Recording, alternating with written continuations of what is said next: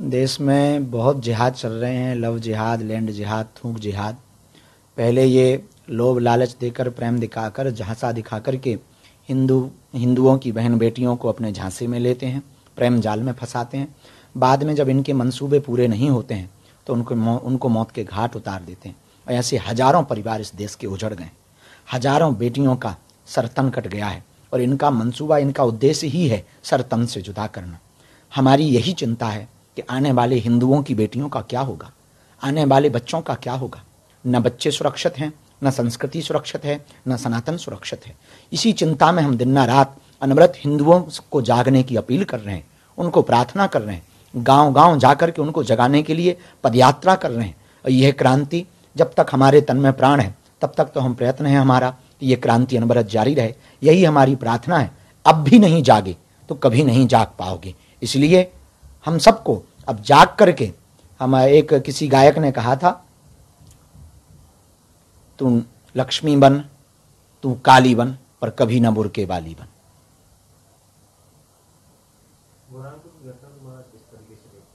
सोची समझी साजिश है, प्रायोजित है।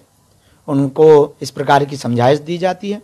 उन लोगों की ऐसी मानसिकता ही है, कुंठित मानसिकता ही है, और वो इस प्रकार से हिंदू बहन बेटियों को टारगेट करते रहते हैं अनवरत। हर जगह देश के कई कोनों में ये खबरें मिल रही हैं।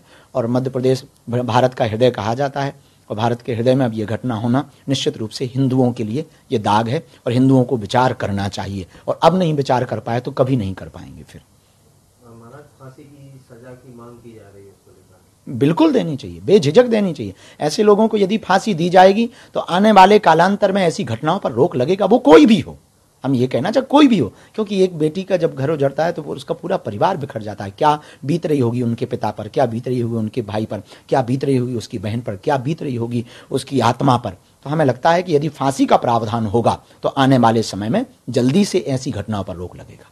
जो कहानी प्रायोजित तरीके से भगवा को बदनाम करने के लिए, सनातन को बदनाम करने के लिए लिखी गई थी, वो कोर्ट के ही द्वारा उस कहानी का पर्दा खुल गया कि ना कभी भगवा आतंकवाद था, ना कभी भगवा आतंकवाद हो सकता है। भगवा हिंसा नहीं, अहिंसा चुनता है। भगवा सबको अपना बना करके रखता है। भगवा हमेशा सबको गले लगाने की विचारधारा प्रस्तुत करता है। तो कभी भी भगवा आतंकवाद नहीं हो सकता।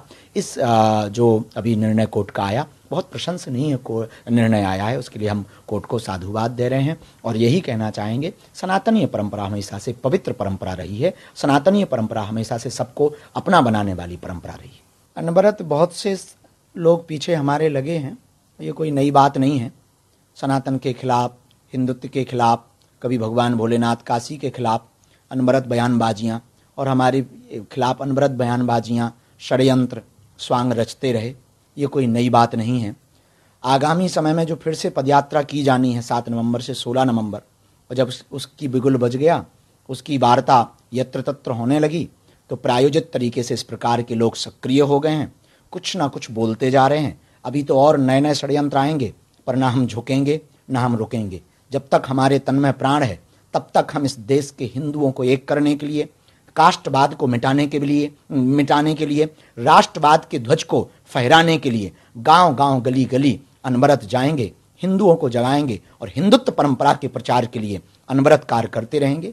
और अब समिति ने उनके ऊपर FIR भी की है। और ऐसे लोगों पर हमें लगता है ध्यान नहीं देना चाहिए, अफवाह पर ध्यान ना देवें। वास्तविक स्थिति, ये देश में संविधान है, इस देश में कानून है, इस देश में सबके लिए समानता है। कोई भी गलत करेगा वो छोड़ा नहीं जाएगा, कानून के दायरे के अंदर सब रहेंगे। तो ये प्रकार के षड्यंत्र चल रहे हैं और उनके चेहरे सामने आ रहे हैं, वो बेनकाब हो रहे हैं। अभी और षड्यंत्र करेंगे, हम तैयार हैं, न रुकेंगे न झुकेंगे, उनकी ठटरी बार करके रहेंगे। नहीं नहीं नहीं, सेमती किछि नहीं, मोर आपन को सर्विस ऊपर भरोसा अछि। मम्मा, भरोसा माने कोन?